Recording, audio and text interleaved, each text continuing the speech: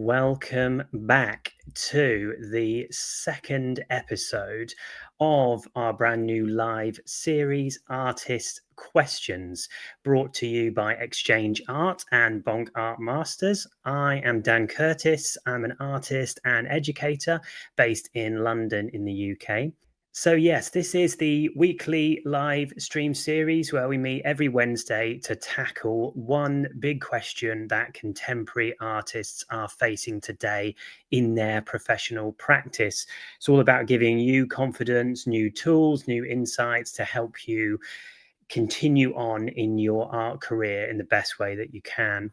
So, today's question is, how do I find my creative community? It's a really important one, and it's coming off the back of last week, which was all about, are other artists my community or are they just my competition? And last week we looked at a few things that can lead us to see ourselves only in competition with other artists. Things like social media driven by capitalism and the way it compartmentalizes us into these sort of solo entrepreneurs fighting over seemingly scarce resources of attention and funding and exposure. And also how lack of openness around privilege in the art world puts us into unhealthy compare and despair cycles where we can't understand why other artists are able to do these incredible things and have these huge studios. And we think that it's something wrong with us when we don't realize the level of privilege that people might have. Go and watch that one if you want after this. It was a really great chat we had all together. And I am uploading these onto the Healthy Artist podcast YouTube channel. Healthy Artist is a podcast that I run with the amazing Martha Lamont, and we're making a playlist of all these weekly questions. So if you missed any, you can go back and see them. So this week, following on from that, last week, we begin to chat about community. You want to go deeper into it this week. And this week, to begin, I also want to talk a little bit about another thing that makes community building so important when it comes to being an artist and maintaining an art career. And that is something that I call the blue drop. Okay. It's an experience I've had many times, and many artists go through it as well. And it primarily happens, I would say, after art school. For those who have been to art school might relate to this, when you have poured yourself into your final show after that 2 or 3 years of intense shared studio practice, driving towards this big final presentation of your work, and everyone's seeing it and it leading to the next thing supposedly. And then, a few weeks later, suddenly it's just over and you leave and you have this huge crash. Yeah, it's like we're kind of climbing the peak of this mountain, seeing this show, this ending of the course as the peak. And then you kind of forget that after a peak is the other side of the mountain. And of course, when you come downhill, you're going a lot faster, and suddenly you're out of control and bang, you're in the water, you're in the blue, you're in that deep sadness where you feel sort of like, what's going on, and you just float into the sea kind of aimlessly, disconnected from things, unaided. And it's not just art school, that's a big one, but even after major successes or things that you've achieved, exhibitions that you've put on, sort of maybe releasing a new series of work or releasing a new piece that you've been building up to for a long time, and there can just be this drop off afterwards where you just feel like isolated. Who cares? It's not what you thought it was, and the high comes right down to the low afterwards. Another little toxic edge to this as well is that with the sometimes over professionalizing of art and art careers, and supposing that we all need to have this upward trajectory of success, which we'll talk a little bit more about next week in over professionalizing art. there can be this thing after exhibitions or after art school in particular that you're going to be picked up, that this is just the start. You've reached a peak, but now you're going to go off the mountain and into the clouds in this like ascending endless like stream of success, when you go up up to the next height. And you see your art career as just this upward trajectory rather than like a mountain range with its highs and lows. Instead, it's kind of like that view of things like it's a kind of Wikipedia life, when um you go on someone's Wikipedia page of, say, like a famous artist or an actor or a writer or something, and it usually like skip through the first whatever 20, 30, 40 years of their life, and then it will say, and then they wrote this, or then they were in this film. And then it just seems to go up from there. Everything leads to something else perfectly. And of course, all the like gaps in between that are erased. And we can kind of think, if we're not on this speed upward trajectory, then there's something wrong with us again, or with our work. And when we come to this crash after major success, or after being in a kind of course environment and then suddenly not having access to it, a lot of artists can burn out at that point. And a lot of artists, and I've seen this for myself, stop making work altogether. And of course, some people go in different directions. You might finish a BA or an MA, or something else, and think like, actually, you've realized that this sort of trajectory of your work is not for you. That's not where you want to be going, which totally makes sense. And but often a lot of people stop making work, but it's not for like the desire, like not for want of wanting to be an artist. A lot of people do want to be an artist and continue on, but they just can't seem to figure out how. And especially when you're not immediately like picked up, it can lead to this crash. And it's not because of some sort of lack of passion or ability or drive, but that's kind of the questions we start asking ourselves. I think it's because of lack of community. So I want to read to you on this subject a little bit from this amazing book, Art and Fear. This might be backwards for you, I'm not sure, by David Bales and Ted Orland. It's an amazing book written by these two art educators, actually in the 90s, and it's recently got this reprint. It's all about just the sort of the feeling of actually making art, and the ups and downs and the difficulty and the emotional difficulty of the actual act of creation. It's absolutely fascinating and brilliant book. And yeah, I'm so glad it's got this republished, and it's also got a new forward from Sally Mann, I believe it is the artist, who actually was taught by these two guys when she was a student on their course. And it's fantastic. Highly recommend it. And it's just as relevant now as it was then, and will be just as relevant in another 200 years from now.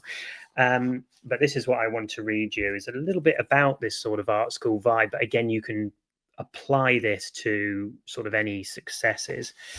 So it's saying here, for art students, losing the destination for your work goes by another name, graduation.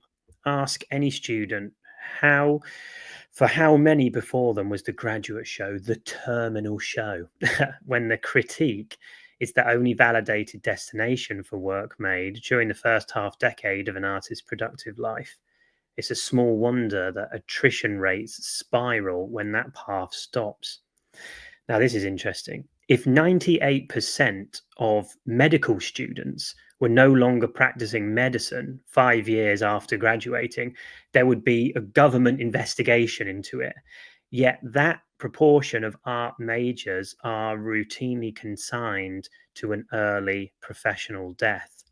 Not many people continue making art when abruptly their work is no longer seen, no longer exhibited, no longer commented upon, no longer encouraged. Could you? Surprisingly, the dropout rate during school is not that high. The real killer is the lack of any continuing support system afterwards. Right? That's what I want us to focus on today. Perhaps then, if the outside world shows little interest in providing you that support, and they talk about that in the start of the book, that there isn't just this like immediate, obviously, career ladder or space for you to be as an artist when you graduate, um, it uh, it remains for artists themselves to create that. Viewed that way, a strategy suggests itself. And there's a little like diagram here called operating manual for not quitting. That's just here, right? So it's got an A and a B, which I'll read out to you now. The operating manual for not quitting. A, make friends with others who make art and share your in progress work with each other frequently. That's A. I'm going to say that again. Make friends with others who make art and share your in progress work with each other frequently. Now learn to think of A, this is B, learn to think of A, this destination, rather than the Museum of Modern Art, as the destination for your work. Look at it this way: if all goes well, the Museum of Modern Art will eventually come to you, right?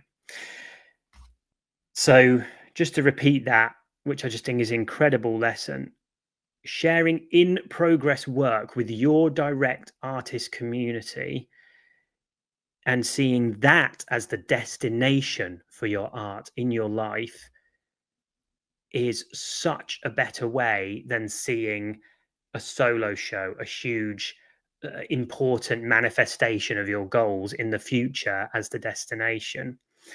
And simply, I would say that in community, your work simply just gets better. Yeah. Of course, we need periods of solo focus, but realistically, talking about kind of isolation from others in our practice, our work just drops off. And that's why we see so many artists kind of ending up giving up, or, saying it's not for me any longer. It's kind of pushing, it's anti-genius idea. It's pushing against that kind of particularly Western art historical idea that artists are sort of this lonely figure who struggle through these intense emotions and are not connected with anyone else, and just birth these acts of incredible creative genius that are on some other level. That might be true for maybe one or two or three artists in history, but it's not that at all. It's simply not true. It's a whole community around an artist that makes an artist's work happen and work. And in community, your work will grow. If the goal for you is a solo show at the Tate Britain, well, it comes back to that goals and habits thing again that we were talking about last week. The thing is, if your goal, if the destination you feel for your art is like a major solo exhibition at the Tate Britain, a Museum of Modern Art, or an equivalent huge gallery, two things happen, right, that make that a problem. First is that you can only be happy then as an artist when that occurs. Yeah. So up until then, if that's the destination, all the work beforehand is not the destination, apparently. So you're just kind of struggling through. And then when you hit that, that's when you've got success. That's when you're an artist. That's when it really means something like that. And then the second thing that happens that makes it so toxic, that thought pattern, is you hit that target, and then what? It's the blue drop again. That's what I'm saying. You come to this major show and you've hit your target. And as so often when we have these huge goals as like the thing that will drive us to be artists and what our work is about, when you get there, it's not as good as you thought. And it lasts a few months, a few weeks, and suddenly it's over. And then what? If you've got no community or anywhere else to go, it's kind of over, isn't it? And for many artists, a big show like that, for most of us, might be just a one-off, something that never happens again. And if that's the only thing we're aiming towards, then what's the rest of our life about? And it can lead to that isolation and that sadness. So then, what can be done if that's the case? let's look at a few practical thoughts. And again, if you have any questions or thoughts about anything I've said so far, agreements, disagreements, whatever, feel free to let me know as we go along. But for now, let me just move the chat to the side. I'm going to give you a few thoughts, a few what I feel like practical tips. Like, okay, we don't want to be isolated. We don't want to find ourselves dropping off the top of the mountain into the sea and floating aimlessly. We want to create a community. So how do we do that? How do we find it and we sustain it? Well, it's going to be different for different artists, obviously, for a number of factors. Primarily, the kind of work that you're making. Secondly, where you're based, whether you're in like a major city or you're in a much smaller sort of rural area, or you're in a country that might not necessarily have a kind of art world attached to it, or is sort of maybe even kind of excised from the art world and doesn't usually get this access. Or you might be someone who's homebound, who is disabled, who doesn't have that capacity to just go out and network all the time. So it's going to be very different depending on who you are. But I'm going to share a number of things, and I just think just take what feels relevant to you, and I hope you can build something from it. So these are my thoughts. This is what I would say. To begin creating that community, start with what is around you, wherever you are. That might be looking like going to gallery openings and events. Really simple way of getting started. Attend local gallery openings, things that are interesting to you. Go to not just their openings, because the openings can sometimes be so busy that you feel you don't connect with anyone. I actually rarely go to a private view, the opening night, unless it's someone, a friend that I know, or I'm intending to meet someone there. Otherwise, I wouldn't go to a private view just of my own accord. I will always go in the week when it's quieter, or another time, or I will attend the talk, as part of it, or something at the end, or the workshop or something like that. And I even, depending on, again, the level of the artist, I often reach out to the artist who's in the show or is part of the group show that I'm really interested in. And I will, be sharing their work maybe on my social media. And then if we get into a chat, I'll say, oh, I'm going to go down and see the show on Wednesday. Will you be around? And often the artist is. And so I get to meet them and talk with them. And that starts that connection of the next step. You might want to join things like crit groups, where you can present your work to each other. S-Jane is part of the Exchange Art team. She runs one every Tuesday, so the day before this stream, on Twitter. So you want to be part of that. It's a great way of showing your work and getting connected with people online. Even if you feel kind of awkward or out of place, just being seen regularly starts to build that connection, that recognition with people. Second option might be a studio or a shared space. Obviously, not everyone can afford a studio. A studio will look different for every single artist, every single creative. But if you are looking for a studio, I highly recommend looking for a studio that has other artists that you are connected with. Either like you're sharing a space with a number of artists, literally, or there's some kind of meetings within the studio, or group exhibitions or crit groups already going. That's really great. And again, I can attest to how good that is, because kind of every studio complex that I've been in, on and off over the years when I can afford it, I've always been able to connect with other artists there, and leading to exhibitions and other things like that. And the Healthy Artist podcast that I run with Martha Lamont, we met in just last year, like almost a year ago now, in the studio spaces where I moved into, and she's just a couple of doors down, and we started chatting, and it led to that, and that's led to all sorts of amazing things that I never would have thought would have happened. So that's brilliant as well. It can even be with shared, other disciplines like illustrators and designers and things like that. Just being in a space with others does help to spark energy. And then I guess it's like looking around that for local initiatives, community art centers, artist run spaces, even volunteering at a kind of festival or something like that. There's always those access to networks and opportunities.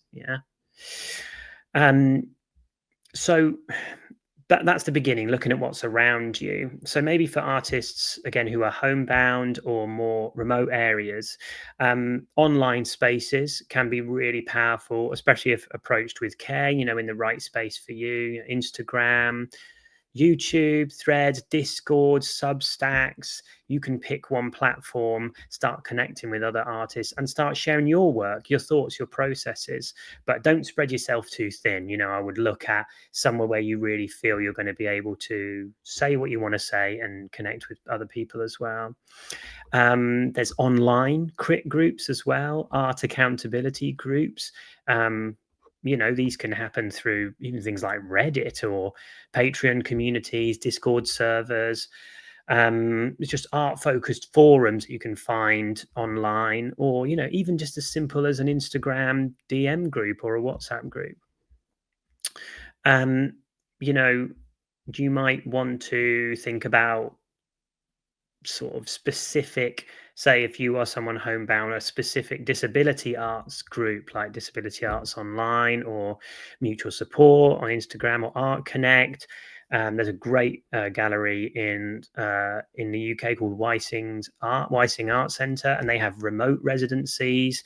There's a really cool program called a really cool magazine called Terps Banana here in the UK, and they have like a program where people will visit you where you are in your studio and do like crits with you, so they come directly to you. There are these kind of opportunities out there. So that's a really good idea, looking for things like that. And I think a lot more, particularly post COVID, and thankfully we're seeing things changing more, that many grants and residencies and institutions are now supporting more remote participation. I went to an amazing talk led by the Wellcome Collection here in London not long ago that was focused on working with artists with disability or chronic illness, and just searching for groups like remote or disabled artists, or open calls, and looking at their guidelines. There's all sorts of amazing things. The Poorly Project is another good one I just thought of then as well. Yeah, feel free to message me about this afterwards as well if you like.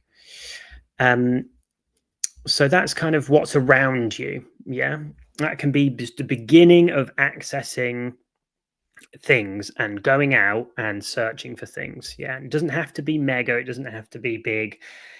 And I don't mean going to some huge gallery and trying to speak to the owner or something like that. We're looking at people who are in the same place as you. That's the best place to start, because those are the people that are going to encourage you.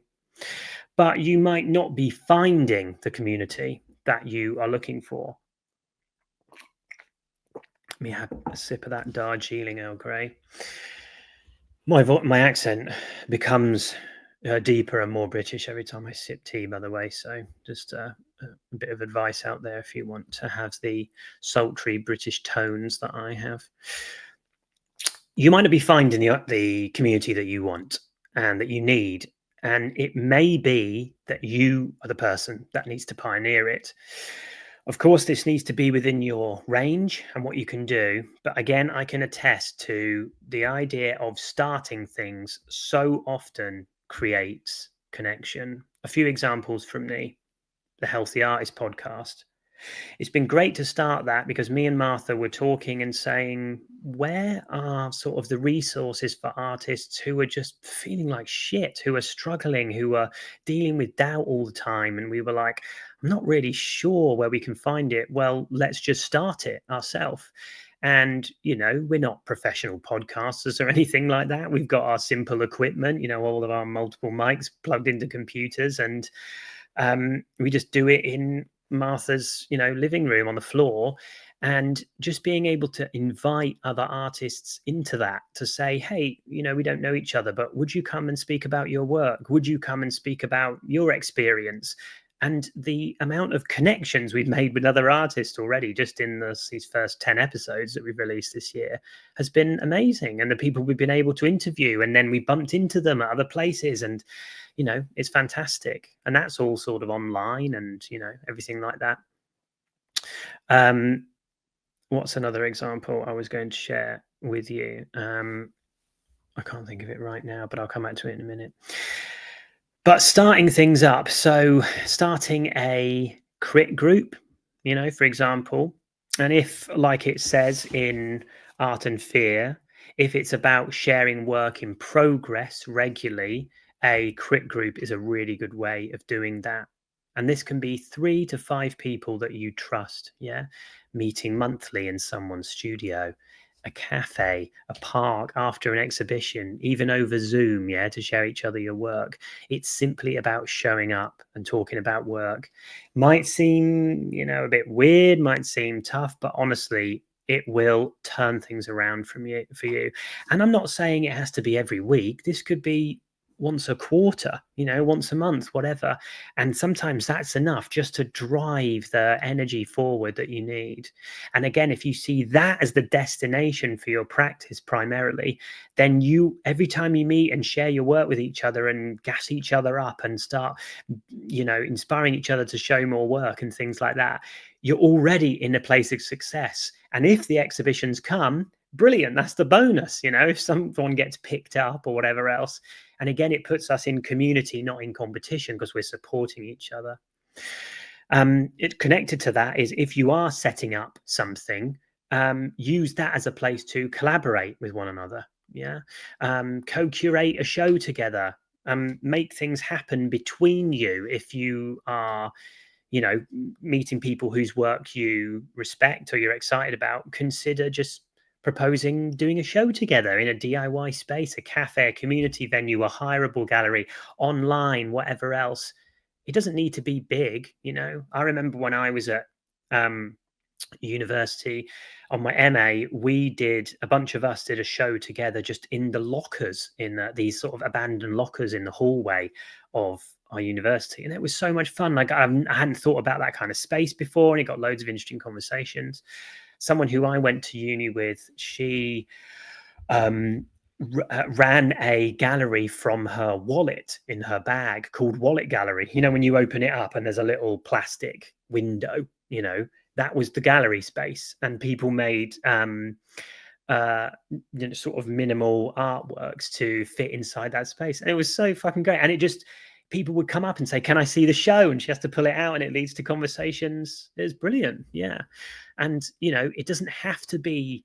This is the problem again with this sort of social media and the compare and despair thing. We're often looking at luxury, huge paintings in these huge studios and packaging things and seeing everything as it's got to be this like huge final, the bigger the better, and the younger the better as well. Like, if you're young and you're making huge paints and you're selling, then that's it. But it doesn't have to be like that. What's Tony saying here? Hi, Tony. When public toilet exhibition? I can tell you, I've shown in 2 different toilet galleries in London here. One was called Toilet Gallery. My gosh, I did a show with called 8 with 3 other artists, and this is a perfect example. We made a little artist community, just 4 of us who are really interested in some of the same ideas around when does an object become an artwork. That was our whole idea. How does, when you take something out of the world and you put it in a gallery, why does that change it into art? Whereas before it might have been trash or a leaf or whatever else. And we did a show in an old public toilet, a Victorian public toilet here in London, and it was great. Like, and because of the interesting location and the vibe, so many people came. And I just made a little video before we started and just put it out on Facebook that I was using at the time. And yeah, that's been brilliant. And we made a little publication that we just chucked 50 quid in together and printed it out, and people still talk about that show. And it was like, again, the destination was us 4 collaborating, and we met multiple times to talk about the works we were going to make, and we ended up doing 3 shows together, and it was just great. Yeah, really cool. One we even crowdfunded as well to do like a bigger publication for it. And yeah, it was just great. You can make things happen. Yeah, it doesn't have to look massive. So thanks for that, Tony. Appreciate it. The last thing I'll say on this is, find, I guess, what I'd call the quiet connectors. Every art scene has people who aren't flashy and out there and in front of everyone, but who are deeply connected. I can think of a few people like that. Um, Sometimes they're educators, they're organizers, they're curators. Get to know those people, see who's sharing work regularly that you think is dope, and just connect with them. So that's some thoughts from me. If you've got questions or you feel like I haven't covered things, or you're like, what about this? What about that? How I can't seem to get this going, then please do drop them in the chat here if you've got anything, or message me afterwards as well. So then after that, you've searched things out, you're going forward, but again, we don't want to lead it to the drop off on the other end. So it's about maintaining community after that.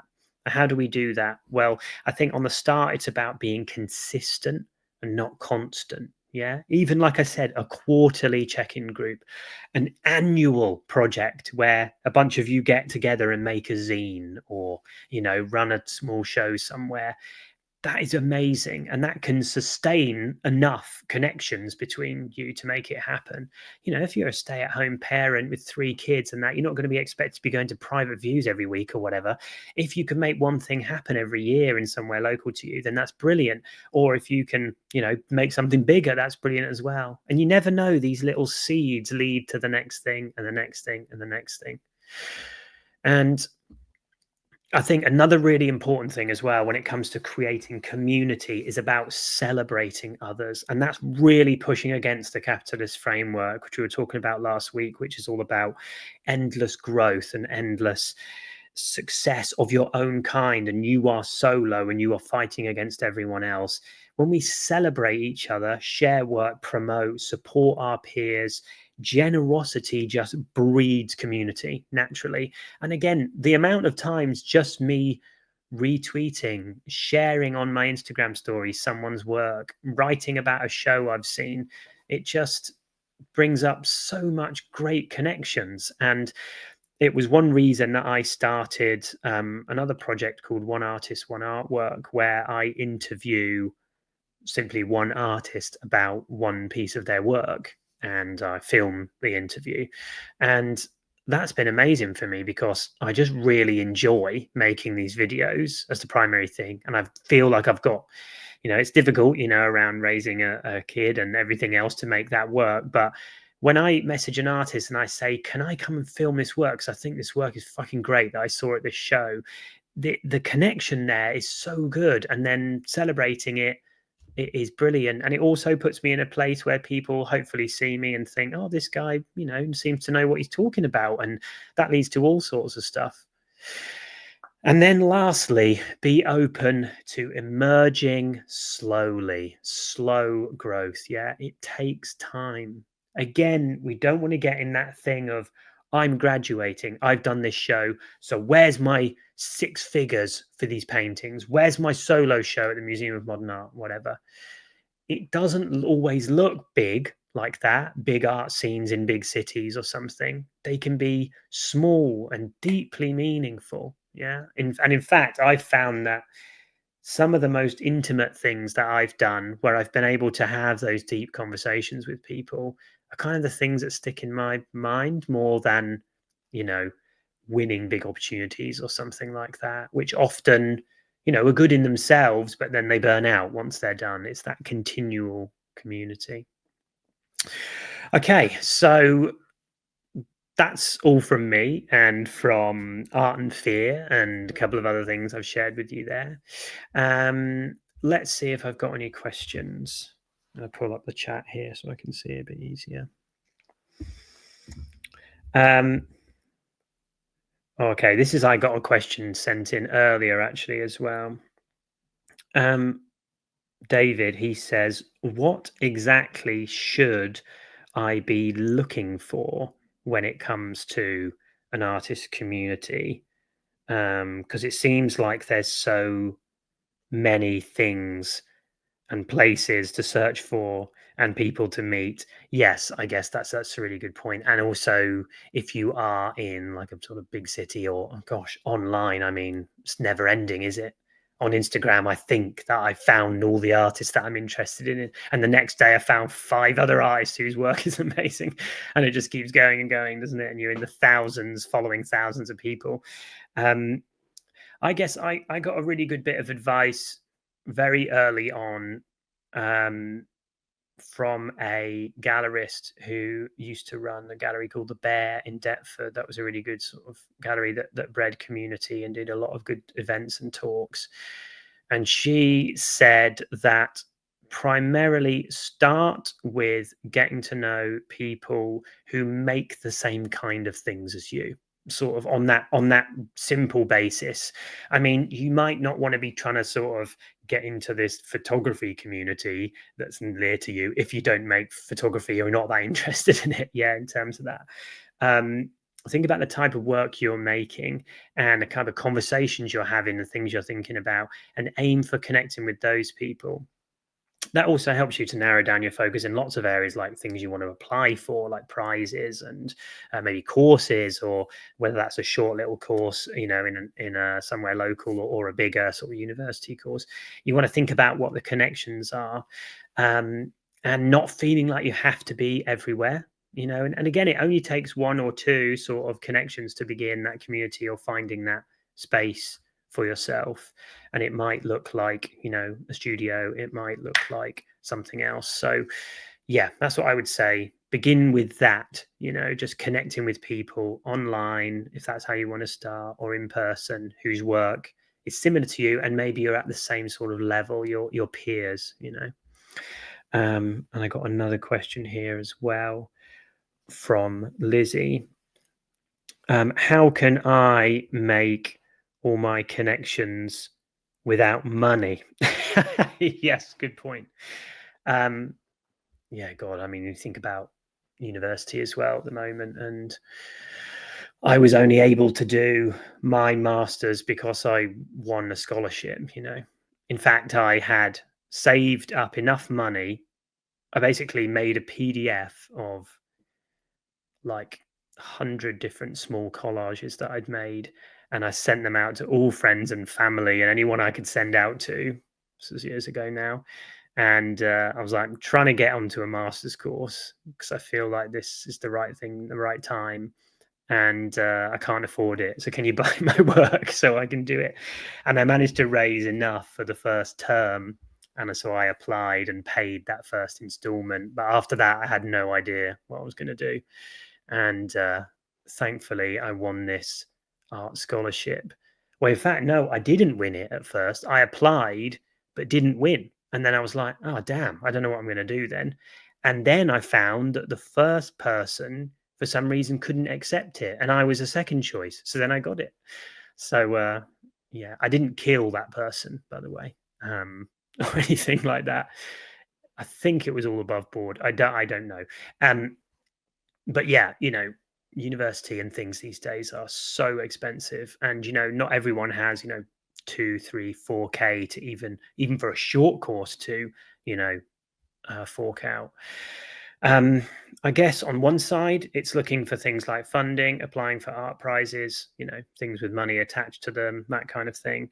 But on the other side, community doesn't have to be expensive. If you've got a phone or an email address, or you've got a social media account, it can start there. It can, you and a bunch of friends going to a show opening and afterwards talking about it while you walk around or go to the park.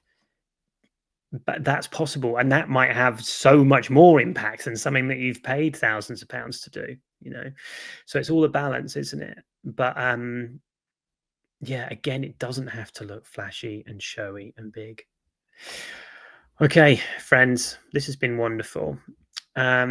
If there are, thanks for those questions. That was brilliant. Any more questions in this last minute? To pop them in. If not, I'm going to pull this across one moment.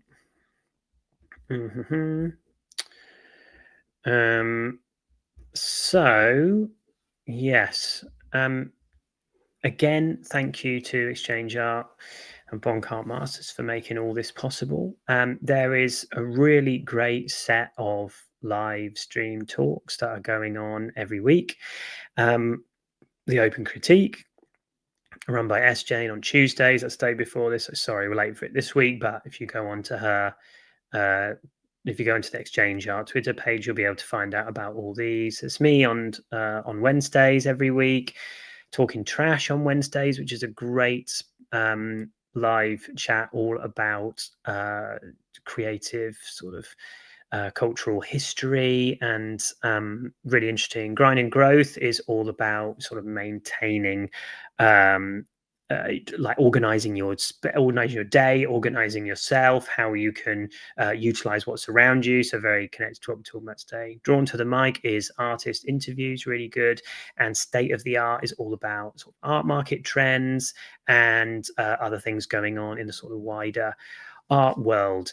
So if that's interesting to you, any of that, then please join. What does Michael say? Michael said the critique was fun, but starts late in Europe. Oh yeah, 11 p.m. That's true. Maybe we can look at doing something another time as well, or maybe it's the time to start your own one. That's it, isn't it? But that's a good point. Yeah, if it's relevant to your timing, then yeah, that's useful to know. Thank you, Michael. Also, if you want to hear more stuff like this is me and Martha. This is The Healthy Artist. So if you want to look up that, you can find it on all streaming platforms that do podcasts. And yeah, I think the content on there will be really interesting for you. And we go a lot deeper into a lot of these issues that we've been talking about today. And we're also interviewing a lot of artists about their experience, artists who are, chronically ill, and artists who have had success, ups and downs, and all kinds of things. So yeah, come and join us on The Healthy Artist. You can go to healthyartist.com and listen on there, or Spotify, Apple, Amazon, everywhere else. Okay, friends, I've got to run and pick up my little boy from school. It's his first day back today after the Easter holidays. But it's been an absolute joy to be with you. Again, almost 200 of you here again today, which is just crazy. I can't believe so many of you are here, and I really hope this is beneficial. Again, you can go to the Healthy Artist YouTube page to watch back these episodes if you want to see last week's one. And for now, love you lots. Love from London, and I will see you in the next one.